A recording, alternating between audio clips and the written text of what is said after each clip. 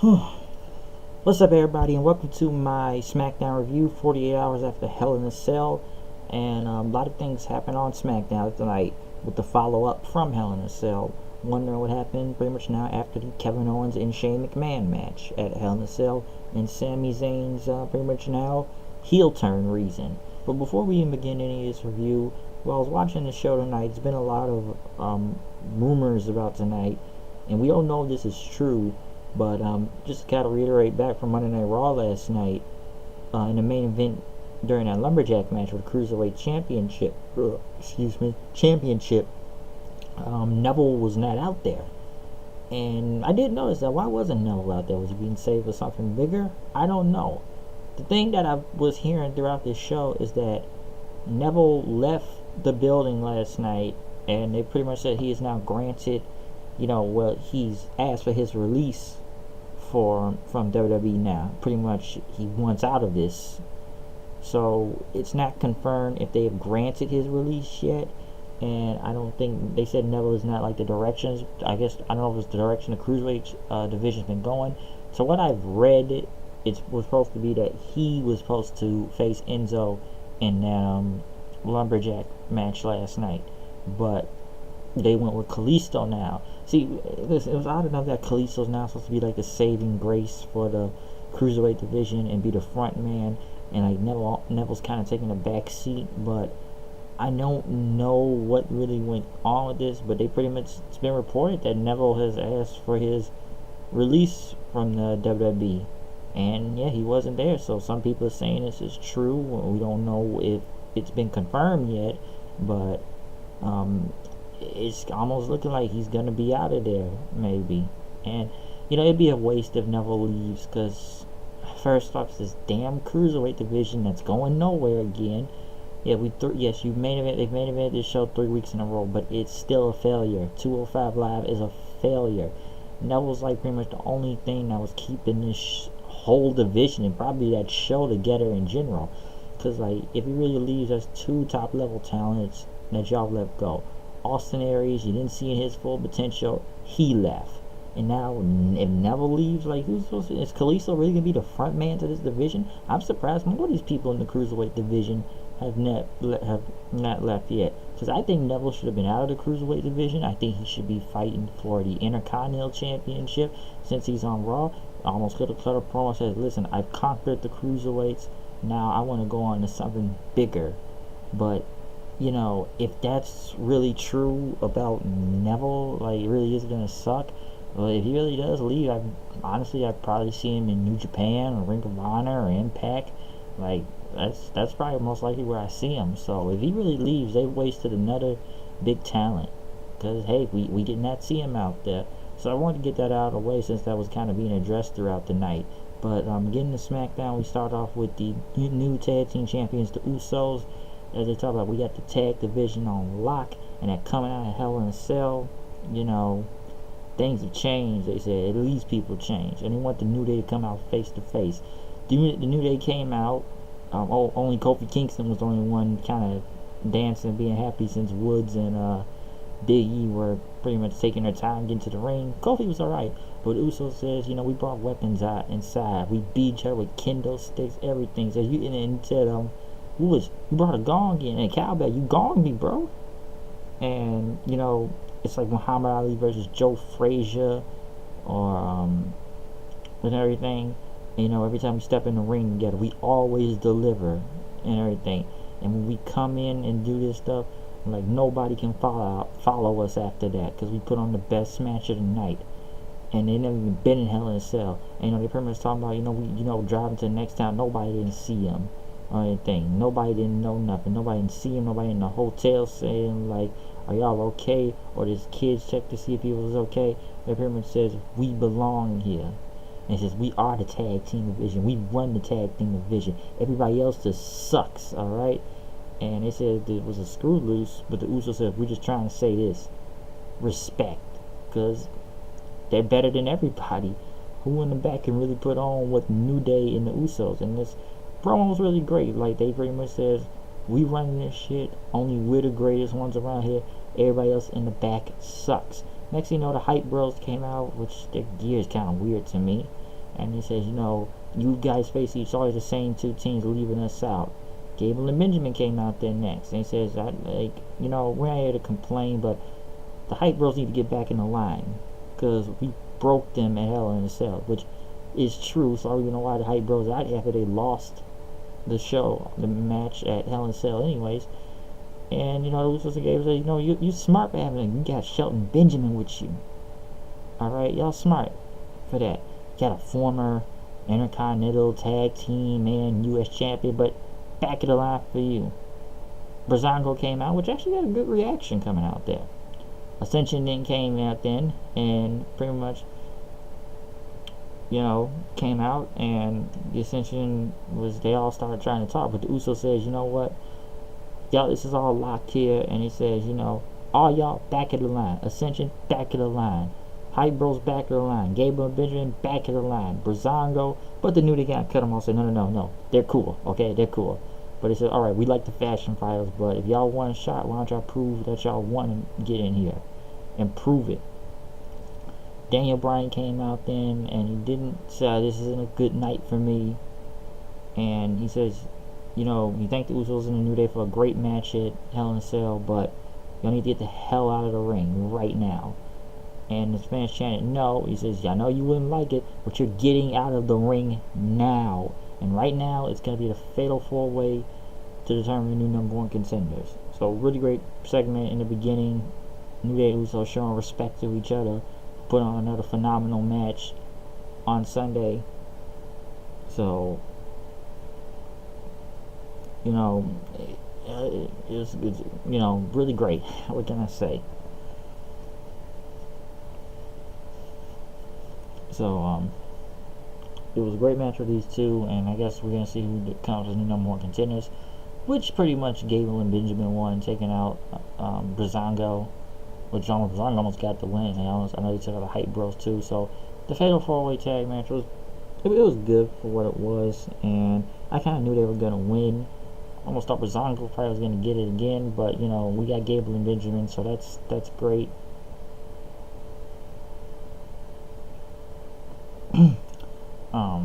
That's pretty much great. Then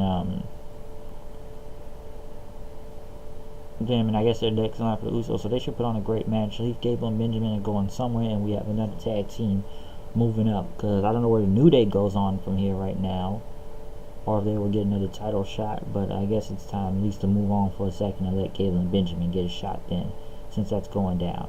Natalia was about to have a celebration in the back, and Lana and Tamina were there, and Natalia says, I'm the champion, I'm still here. Carmella says, I got the money in the bank.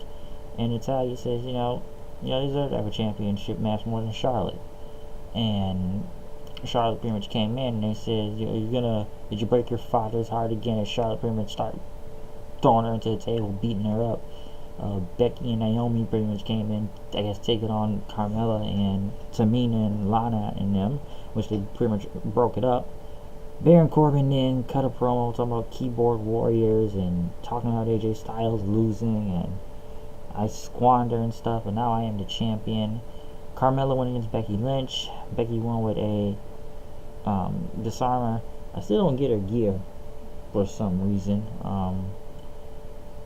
Carmella's, I keep thinking it looks like a swimsuit for some reason. I don't know why, but I don't know, something about that really. Maybe I'm thinking in too much into this. Becky got a win, which I don't know why I say it was a big win for her. It's just another win. I don't know, they're really not doing that much with Becky. Kevin Owens came out as he limped and had his arm taped up. He talked about Shane McMahon went to hell and he's never coming back. I sent them there. And the fans, they almost lost him too. And he pretty much said, I saw a white light at one point, he says, and that his soul was starting to leave his body. So he pretty much says he was floating, he was looking down himself, and he was standing at the pearly gates. I guess he thought he was dead and he was going to heaven. And he was like, you know what, I don't like standing in line, so I went to the front, and he was there with St. Peter. And St. Peter said they would love to have him. He says, it says the people need Kevin Owens on Earth. They don't need him dead right now. And he said St. Peter gave him his own guardian angel, and his guardian angel was Sami Zayn.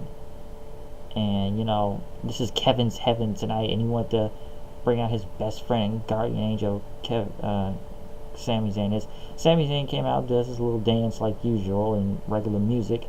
He came in and, explained. Owen said, I had no idea you were going to come out. And Zayn said, it's funny because he thanked Owens for powerbomb on the apron, and it opened his eyes, he says.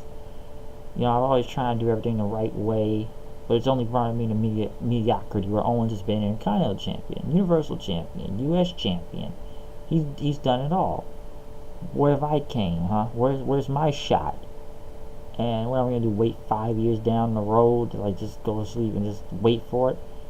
And he says Shane McMahon, he invited Joy to Smackdown, but nothing was happening for him. And yeah, he wasn't being used on Raw, which is true. That is true. He was not used on Monday Night Raw. He tried to warn Shane what Kevin Owens was capable of, but he just blew him off like he was nothing. And that Shane never cared about him. And he wanted Shane to win the Hell in a Cell match, but he had to beat, he wanted Owens beat, but when he climbed that top of the Hell in a Cell, Owens, he had to get him out of there and stuff, because he could have ended Kevin Owens' life. And, Kevin Owens has been a lot to Sami Zayn. He's been my friend, my bitter enemy, but he's a brother. And he didn't want Shane in his career. So he saved his brother because it was the right thing to do. And, he hasn't liked Owens for a very long time. He despises him. He hates him, but, there's only one thing left to say. But, he said Owens was right. There's only one thing left to do. And he said, thank you. And as they hugged each other and everything, they pretty much, Kevin Owens says, give it up for Sami Zayn. But Sami said, give it up for Kevin Owens. No, give it up for Sami Zayn. Give it up for Kevin Owens. So Zayn had lots of heel logic, saying, I did the right thing. I saved my brother. Now, I don't know where Kevin Owens and Sami Zayn going through this. Will they become a tag team now and go for the titles? I don't know, but they gotta have a face team to face, really. But I don't know if they'll go for the titles, or he'll go back. I doubt he'll go back for the WWE title, so I don't think that's happening. Randy Orton, Shinsuke Nakamura went against Rusev and Aiden English, but I will say Sami Zayn's promo was a really great promo. It was great, and he got the point across. Hopefully they do not fuck this up, because they fucked up a lot of stuff last night on Monday Night Raw. So hopefully they don't fuck this up. Hopefully. But Orton and Nakamura, which I feel like they tagged before. I don't know why Nakamura's tagged when he got RKO'd by him. Went against Rusev and Aiden English. And there was no gender on this show tonight, so that's one good thing. But once again, where does Nakamura go on from here? Pretty much Nakamura and Orton won. RKO, Kinshasa. So it was pretty much good. AJ Styles cut a promo on the U.S. title on a Corbin for the U.S. Championship match tonight. And, you want to talk about being a lone wolf. He's going to take Corbin down. He's not going to walk out here with his head high. I'm coming back for my title. In other news, something we surprisingly saw, a new tag team. The tag team of Luke Harper and Eric Rowan, as they had hoods over their heads and like these long jackets, and Rowan had his mask. They had giant hammers too. And they pretty much said there's no conscience or compass, anything. It's just the wicked rise, broken bones, severed spines, and everything. And they now are called the Bludgeon Brothers. That's their new team name. Which I'm not really a fan of that name to begin with. I don't come on the Bludgeon Brothers, but it is good to see them back on TV at least, and they're doing something. I do think they could have kept Luke Harper as a singles wrestler, but it looks like nobody in the company didn't like that, which this man could have been a triple threat at WrestleMania with Orton and Bray Wyatt. Could have been better, but oh no, Vince didn't want him to be near the main event, so they just kind of killed his whole push to be damn near WWE champion. Well, be a singles wrestler at least, which was really going out well, but they just, I don't know. Listen, I didn't really want to see him tag back with Rowan. Really, I really need to see Harper and Rowan again. And at least they're not in the Wyatt family because they're on with SmackDown and Raw. But I guess the Bludgeon Brothers, and they got like hammers or like executioners or something like that. some people wanted the ones that attacked Breezango. I don't know. It's good to see him, but I really would have thought Luke Harper would have had something going as a singles wrestler. I guess we'll give it time. I guess the tag team division needs teams because, come on, like I said, Breezango hasn't wrestled in so long. At least we finally saw him wrestle tonight. Ascension can't be taken seriously. Hype Bros suck on the verge of breaking up. And next day you only got Gable, Benjamin, and Usos and New Day. That was mostly New Day and Usos killing everything, but Gable and Benjamin were there too. So I guess only time will tell for Harper and Rowan. We'll just have to wait and see. Bobby Roode came out. He was happy, in his first match, and that it was glorious. And he was excited, and and talked about Dolph Ziggler attacking him after the match. And he said, "Dolph, you want to fight? Let's fight." Ziggler's music played and then cut off, and then talked about Roode then, and pretty much he's the greatest in-ring performer, Ziggler had said, and I'm a better wrestler than Roode, and he pretty much Roode panicked and played on the big screen when they kept rolling each other up with the tights, and that he's a cheater. But Roode says he's smarter than him, as Dolph pretty much said, "I'm the smartest man alive, the greatest in-ring performer in WWE history, and I want a rematch anytime, any place." So Roode says, you can't handle losing well, so rematch you will have. And, the rematch will be the same as the first one. And, he was tired of Ziggler talking, let's do it right now. But Ziggler says, we'll have a rematch where he wants it, but it won't as hell be tonight. It's not going to happen.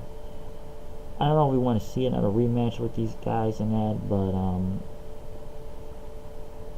I don't know. I know a lot of people are really complaining that Bobby Roode should be a heel and not be a face, because he's glorious, but it's been a heel type of thing. But he's a face though, and he's been a heel for so long. It's like he needs to get out of his feud with Ziggler now. Like he beat him so we can move on from this. But we'll see, since it'll be next week. But a lot of people really want him to turn heel.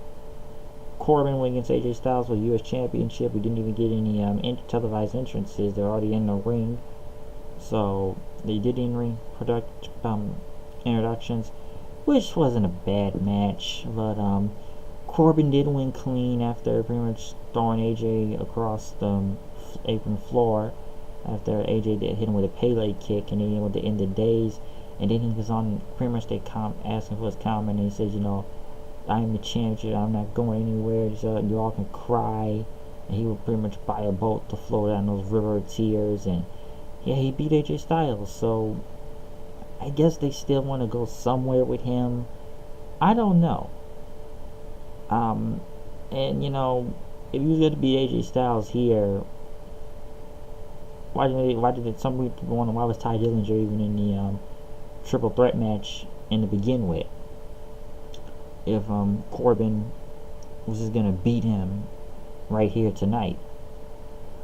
But the match was good. I will say that. I guess they could give Corbin at least some type of credit instead of just getting a cheap finish and stuff to retain the title.